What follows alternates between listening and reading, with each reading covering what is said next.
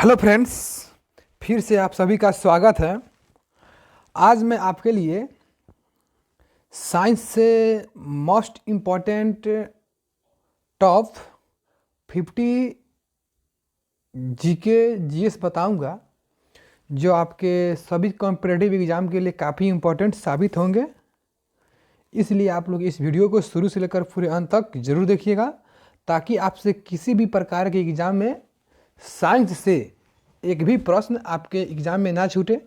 तो मैं चलता हूँ इस वीडियो के पहले प्रश्न की ओर। पहला प्रश्न कह रहा है कि मक्का में प्रोटीन युक्त इंडोस्पर्म को कहते हैं। ऑप्शन नंबर डी, अल्यूरिन भीति। क्या कहते हैं? अल्यूरोन भीति। अल्यूरोन भीति। अगला सवाल है, एक अर्धसूत्री कोशिका विभाजन से कितने नर युग्मक बनते हैं? ऑप्शन नंबर ए 4। सवाल है,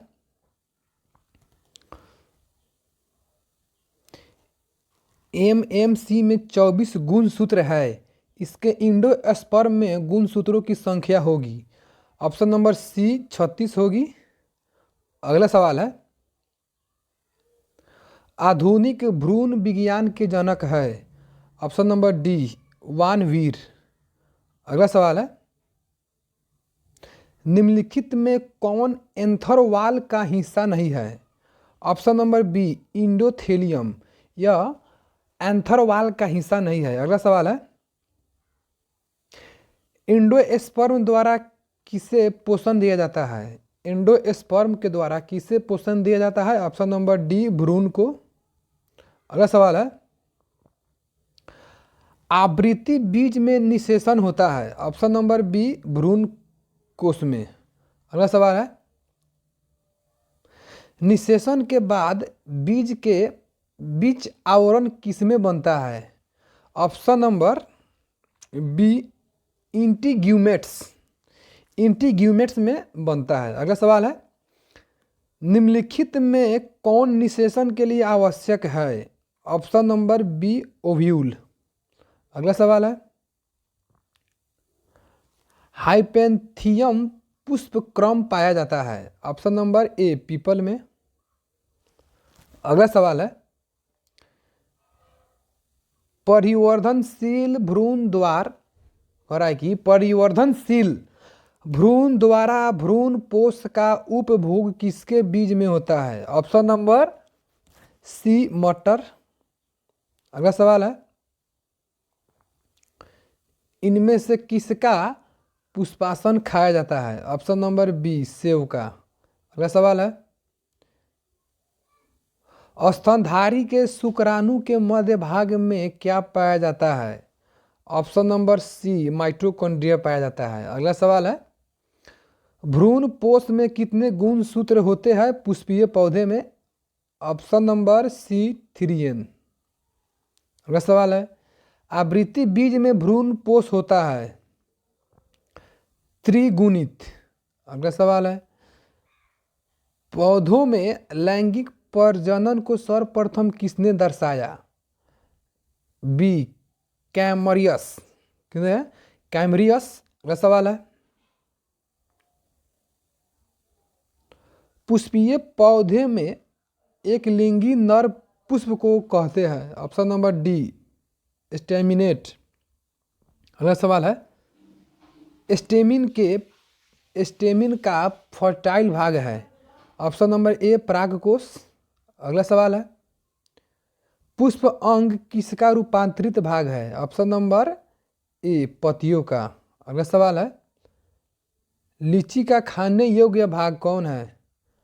option number C fleshy aril. अगला सवाल है, पुंकेसर कितने भागों में बटा है?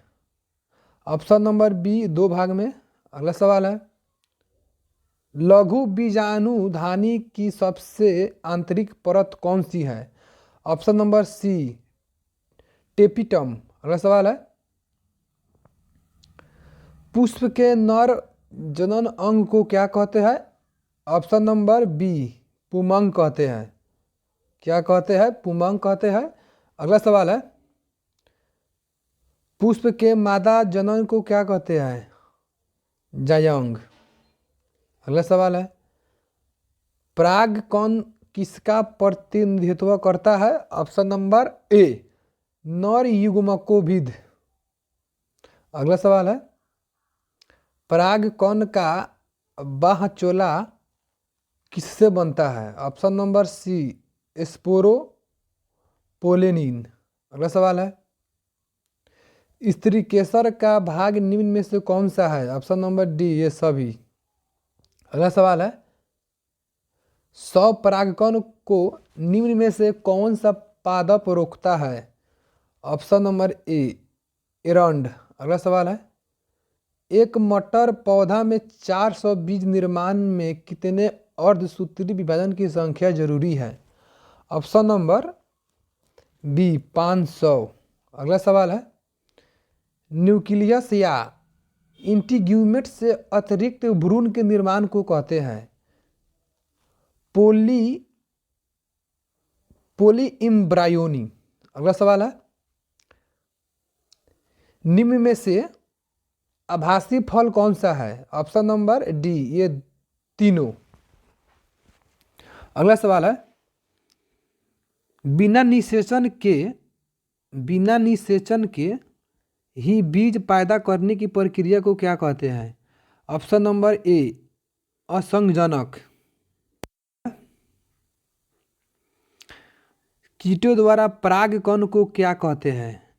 कीटों द्वारा परागकण को कहते हैं, ऑप्शन नंबर बी, इंटोमोफिली।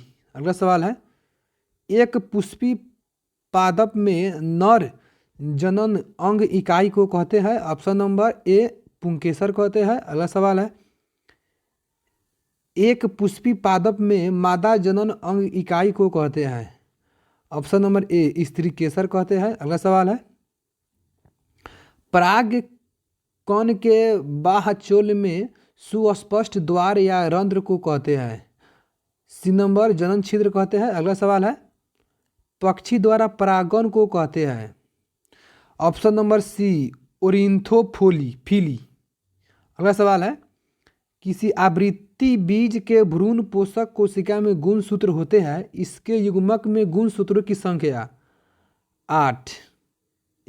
अगला सवाल है, निम्नलिखित में जलीय घास कौन सा है? Option number C, Zostera. अगला सवाल है, निम्नलिखित में कौन सा तर पुष्प का भाग है? ऑप्शन नंबर बी, पुमंग। अगला सवाल है, मादा पुष्प का निम्नलिखित में कौन सा भाग है? ऑप्शन नंबर ए, जायांग। अगला सवाल है, पराग थैले किन में पाए जाते हैं? ऑप्शन नंबर ए, परागकोश। अगला सवाल है, एनाट्रोपस बीजांड होता है? एनाट्रोपस बीजांड होता है, बी नंबर उल्टा होता है। अगला सवाल है, निम्नलिखित में कौन सही फल है? ऑप्शन नंबर ए, नारियल। अगला सवाल है, भ्रूण पोष की उत्पत्ति किससे होती है? ऑप्शन नंबर डी, गुरु बीजाणु से। अगला सवाल है, माइक्रोस्पोरिजियम की आंतरिक भित्ति जो पोषक होती है उसे क्या कहते हैं? Option number C, tapetum. अगला सवाल है, सेमल में किसके द्वारा परागकण होता है? ऑप्शन नंबर ए, चमगादड़ के द्वारा। अगला सवाल है, इनमें कौन द्विगुणित है? ऑप्शन नंबर सी, द्वितीयक केंद्रक मोको। अगला सवाल है, पोरोगमी में पराग नलिका किससे होकर भ्रूण कोश तक पहुंचती है? Option number C, micropyle. अगला सवाल है, आवृत्ति बीज पादप में बीज के निर्माण के समय द्वितीयक केंद्रक परिवर्तन हो जाता है? ऑप्शन नंबर बी, भ्रूण पोष में। अगला सवाल है,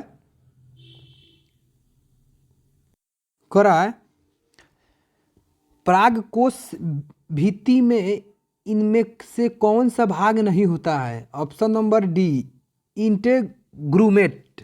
अगला सवाल है, भ्रूण कोश में निम्नलिखित में कौन सा नहीं होता है? ऑप्शन नंबर सी, गुरु बीजाणु जनन कोशिका। अगला सवाल है, परिभ्रूण पोष पेरिस्पर्म किसका बचा हुआ भाग है? ऑप्शन नंबर ए, बीजांडकाय, न्यूक्लियस। अगला सवाल है,